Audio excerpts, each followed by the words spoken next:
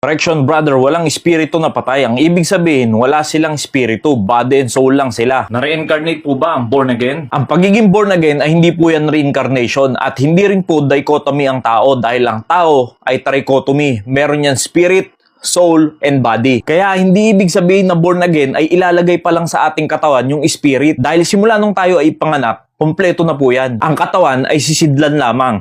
Isang araw, babalik din to sa lupa. Dahil sabi ng Bible, galing sa alabok, babalik sa alabok. Ang kaluluwa o ang soul, yan yung nakakaramdam. Yan yung nasasaktan, nahihirapan, nagagalak, naiinis, at lahat ng ating nararamdaman. Yan ang soul. Ano naman ang spirit? Ang spirit, yan ay ang kukonekta sa Diyos. Yan ngayon ang makakaunawa sa mga bagay ng Diyos through the guidance of the Holy Spirit. Now, ano ba talaga ibig sabihin ng death? Death means separation o paghiwalay. Tingnan natin yung Genesis chapter 2 verse 17. 'Di ba makikita natin na sinabihan sila pag